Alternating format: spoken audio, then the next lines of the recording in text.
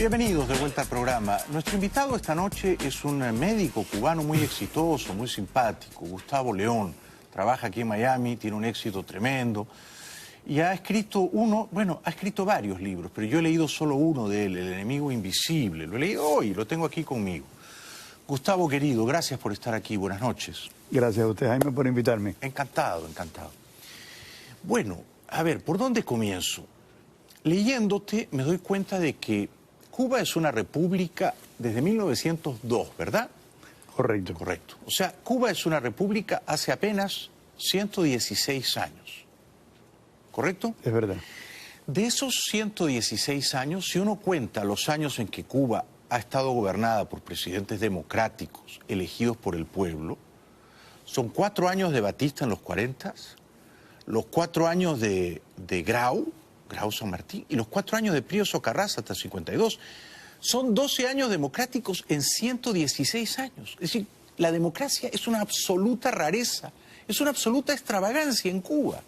Menos del 10% del tiempo republicano ha sido democrático. Está en lo correcto. ¿Sí? ¿A qué atribuyes eso? Porque me he quedado absolutamente perturbado y preocupadísimo. Es obvio que cuando uno mira la historia, y partimos del año 1902, la República nace con una miseria económica enorme. Y parte de la base de que nosotros teníamos un protectorado, que era el gobierno norteamericano, sí, que a través de la enmienda Platt se convirtieron en eso mismo, protectores de una república naciente. Pero obligatorio, porque en un momento determinado le dijeron o aceptan la enmienda Platt o los vamos a invadir. Y era porque en realidad siempre existió la ilusión de que ellos podían controlar la República de Cuba, claro, y mantenerla dentro de ellos, incluso anexarla. Exacto. Pero a medida que fue desarrollándose el proceso político histórico de Cuba, después del gobierno de Tomás Estrada Palma, que fue el primero, los otros gobiernos que fueron llegando fueron desarrollando no solamente los partidos políticos, sino mejorando la economía del país. Sí. Pero siempre bajo la visión clara de que el vecino del norte era quien en realidad tenía la decisión de cómo y cuándo íbamos a nosotros obtener esta libertad supuesta. O sea, era un protectorado. Era un protectorado. Pero no les iba tan mal económicamente. O sea, a Cuba, digamos, de 1902 al golpe de Fidel Castro, esos 50 y pico de años, los cubanos vivían cada vez mejor. Tenían un alto per cápita. Obviamente. Era una de las naciones más ricas de América Latina.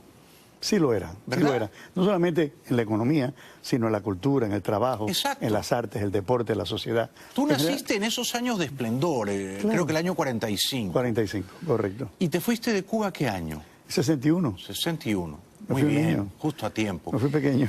¿Y tienes un recuerdo de la Cuba anterior a Fidel Castro? Eras, claro, un niño, pero ¿guardas recuerdos felices de esos años, Gustavo? En realidad no.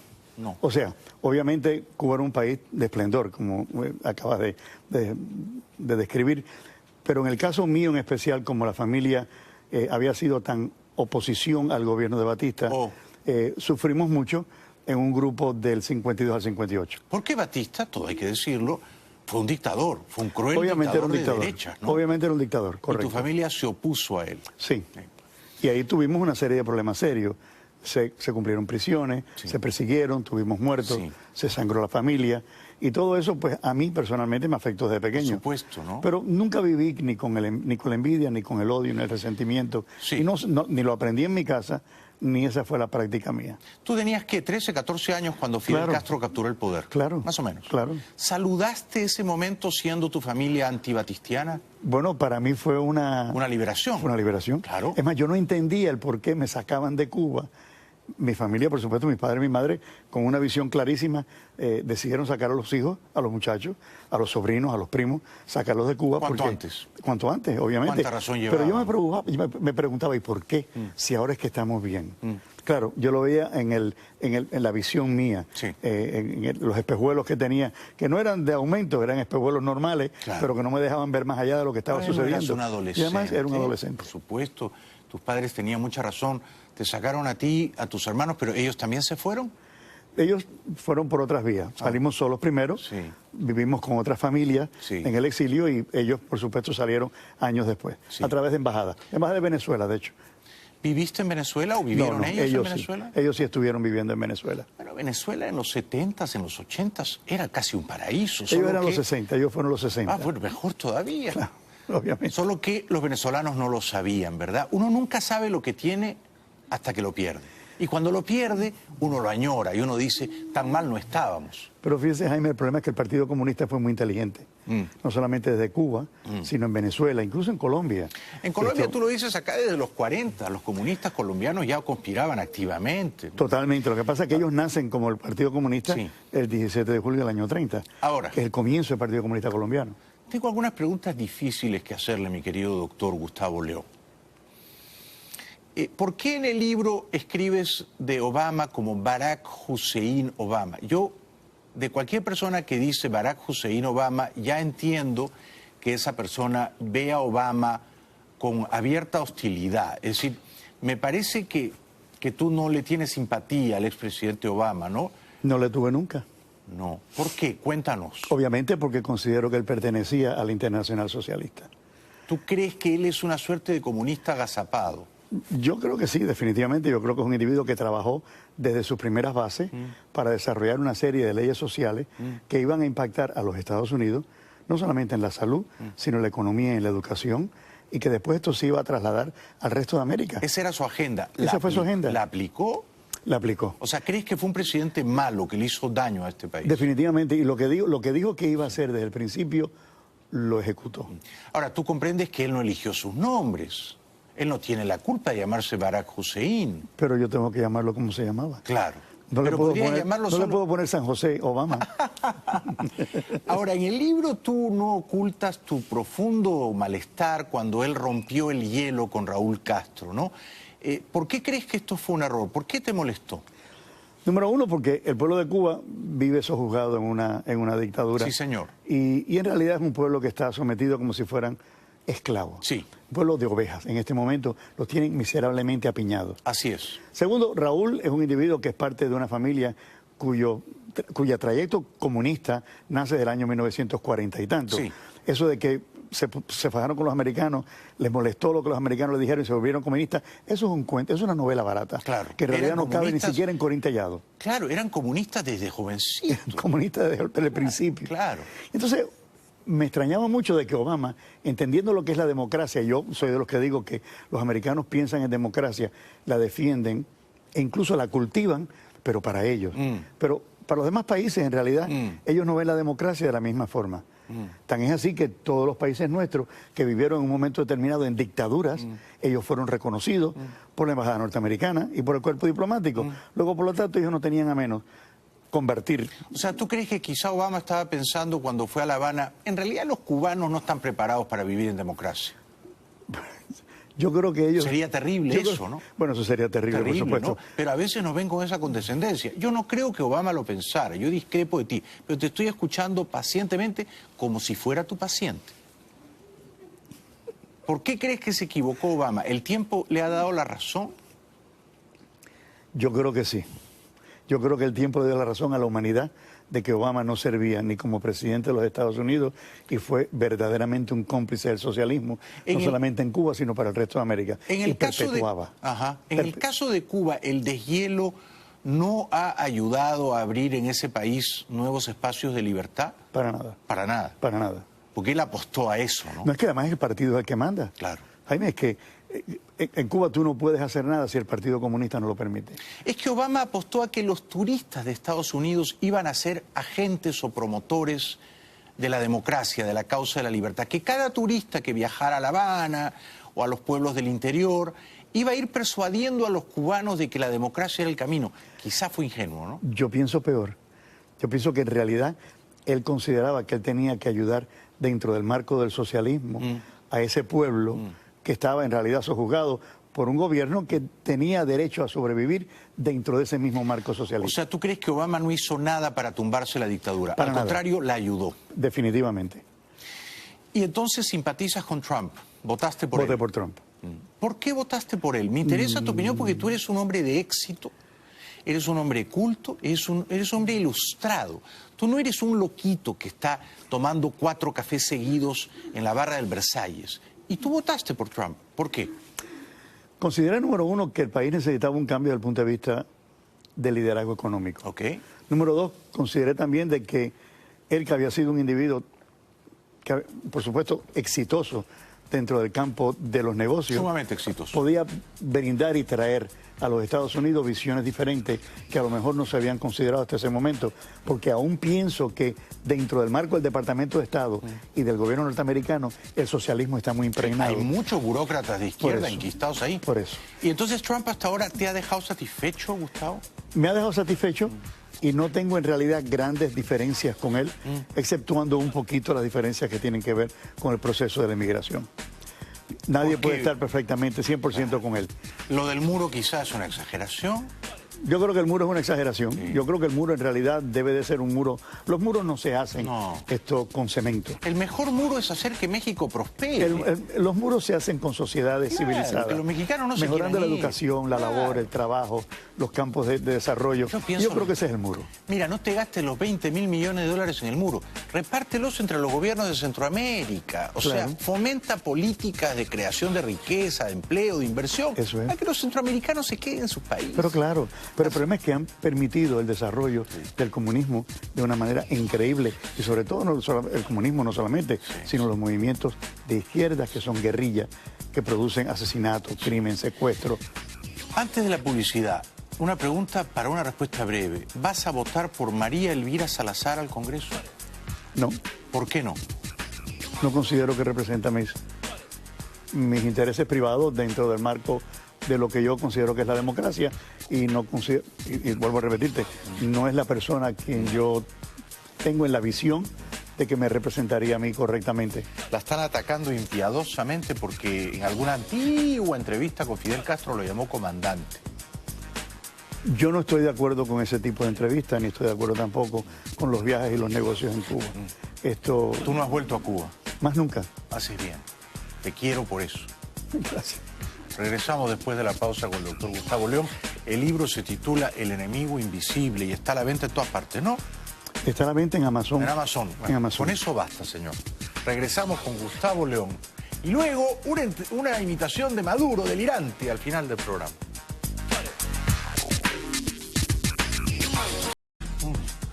Bienvenidos de vuelta al programa. Estoy conversando con el doctor, porque es médico, Gustavo León, que es un médico muy querido y muy respetado aquí en Miami, que ha escrito un libro entre varios, El enemigo invisible, sobre Cuba, el comunismo, los viciosos hermanitos Castro.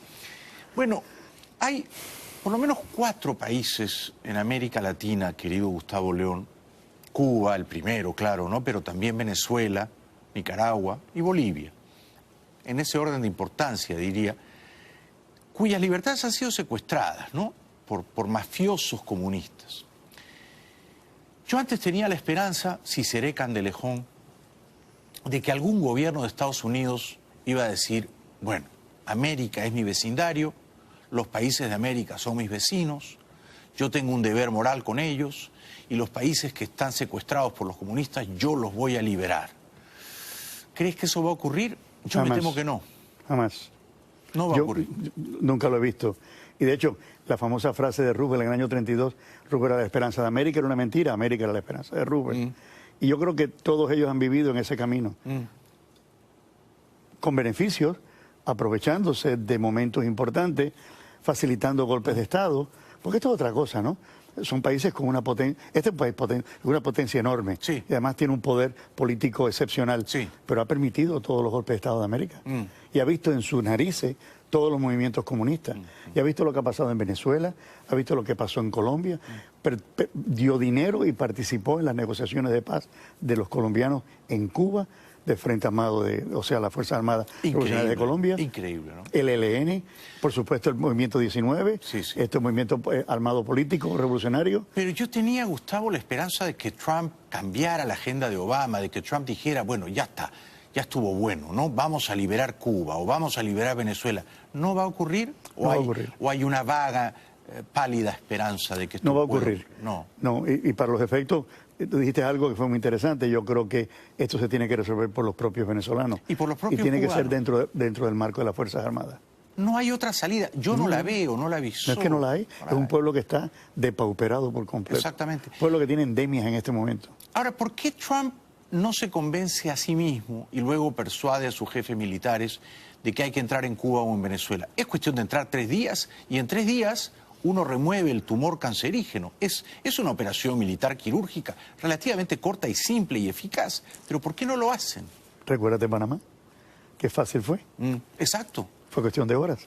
¿Pero por qué no lo hacen? Porque no les interesa. Porque no les interesa. No está en su agenda, ¿no? No está en su agenda. ¿En qué están pensando entonces? En realidad no somos la prioridad de ellos. No. América Latina no es la prioridad de esta nación. Están pensando en los países que tienen bomba nuclear. Claro que sí. Corea del Norte, Irán. Claro que sí. ¿No? Ni siquiera el petróleo les preocupa. No. No, porque además tienen bastante. Y tienen unas reservas enormes. Tienen más reservas de las que nunca han tenido. Claro. Ellos piensan en China, en Rusia, en Corea del Norte, en Irán. No piensan en Venezuela ni en Cuba. No. Bueno, ¿sabe, Jaime? El que paga manda y el que le da de comer al que no tiene se sirve de él. Exacto. Es muy difícil poder reorganizar todo esto y que ellos entiendan que la parte sur de ellos es extremadamente importante para sobrevivir y para mantener la hegemonía y la defensa del continente americano. Es así. Porque yo digo, Trump ahora que estuvo en Helsinki con Putin, le podría haber dicho, bueno, muy bien, tú te anexaste Crimea, tú te metiste en Ucrania, ok, que no te sorprenda, te lo estoy contando antes, porque somos amigos. Yo voy a liberar Cuba y Venezuela. Por favor, no me agites luego las aguas, eso está en mi zona de influencia. Yo respeto tu área de influencia, tú respetas la mía. Lo podría hacer. Lo podría hacer perfectamente bien, pero no tiene el interés tampoco. No. Esa no es la prioridad de él. Porque lo que me alegan algunos, Gustavo, y te lo pregunto es, ¿y qué gana Estados Unidos si hace eso? ¿Cuál es el beneficio? ¿Para Estados Unidos? Sí. Pues obviamente el mejoramiento sociopolítico y la geopolítica de América cambiaría con respecto al resto del mundo. Sí. Brillantemente. Y lo pueden manejar con un plumazo, como digo yo. Con una firma. Digamos, disuelve, pulveriza a 2 o 3 enemigos y gana a 2 o 3 poderosos países amigos. ¿Quién mejor que ahora Iván Duque necesita en realidad el apoyo? Exacto. Él dijo una cosa aquí que a mí no se me olvidó en una entrevista que le hiciste. Él dijo, ¿por qué si quieres ser presidente de Colombia? Dice, porque quiero transformar a mi país. Sí, usó esa labor que a mí no se me olvida. Sí. Esa labor de transformar ese país es prácticamente una labor de gigante. Sí, titánica. Sobre todo ante todos los enemigos. Sí, sí. Y ahora el ELN y el M-19. Sí, sí. Y el Gustavo Petro. Sí, sí. Y los que están atacando a Uribe miserablemente, que tampoco tienen por qué. Los fiscales que lo están acusando, que son del M-19. Sí, sí. O sea que la vida que tiene que llevar de ahora en adelante Iván Duque, primero con una vida muy clara, tiene que estar bien alerta a lo que le sucede y lo rodea. Y me preocupa que Venezuela está tan cerca de Colombia que en cualquier momento puede Colombia sucumbir ante un proceso puramente guerrillero. Comparto tu inquietud. Fíjate, además que Petro sacó en la segunda vuelta 8 millones de votos y es el candidato chavista, ¿no? Ahora, en el libro hablas mucho del tentáculo, ¿no? Del pulpo terriblemente pernicioso que ha sido el comunismo en la región, ¿no? En Miami hay muchos espías cubanos y venezolanos. Después del año 90 se creó el sistema que yo entiendo que es el castroguevarismo. Y ese sistema, por supuesto, copó no solamente la música, las artes, los estudiantes que son adolescentes políticos, que de hecho los mandan a Cuba.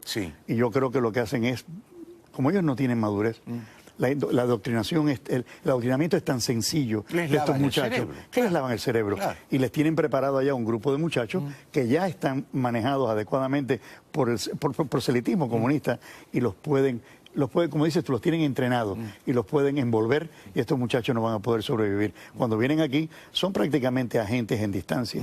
Pero además de eso tiene la música, las artes, las letras, la escritura, los grupos que el propio gobierno de Castro infiltrado en el exterior, dentro del movimiento del fraude, el fraude en el gobierno federal, el fraude en el gobierno estatal, el fraude en la medicina, el fraude en tantos aspectos diferentes. Claro, obviamente que son gente que han venido aquí simplemente a destronar esto, a destruir la sociedad, que es una sociedad muy bien hecha, que la trabajamos nosotros de los años 60 y que con eso hemos podido ayudar a muchos cubanos que han venido después y sin embargo ellos se están empeñando en destruirla y minarla completamente. Y llevarse los dólares mal habidos de vuelta a La Habana. Y se lo llevan de vuelta a La Habana, cosa que yo estoy totalmente en contra. O sea que hay quizás centenares o miles de espías cubanos y venezolanos en Miami, ¿no? Sí los hay. Miles. Sí los hay.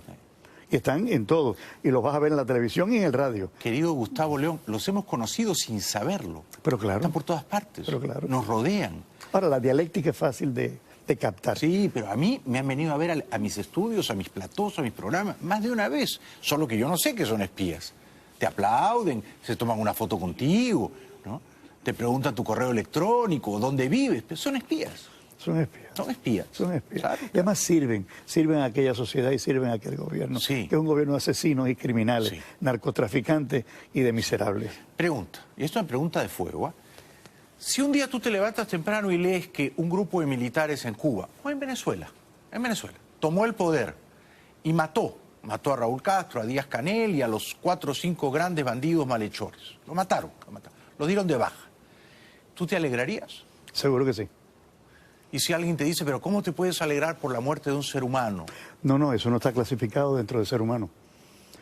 Para ser humano es otro tipo de clasificación, es otro montaje. Porque un ser humano se tiene que comportar humanamente. Bueno, es que tienes que tener piedad por los demás. Exacto.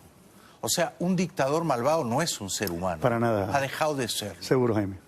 Qué lindo que lo digas así. He ganado un amigo esta noche. Por lo tanto, un dictador ya no es un ser humano y ya no merece seguir viviendo. Para nada. Y si la libertad de su país reclama el precio de suprimir su vida, es un precio que hay que pagar. Claro que sí. ¿No? Obviamente. Obviamente. Mira lo que está pasando ahora en Colombia.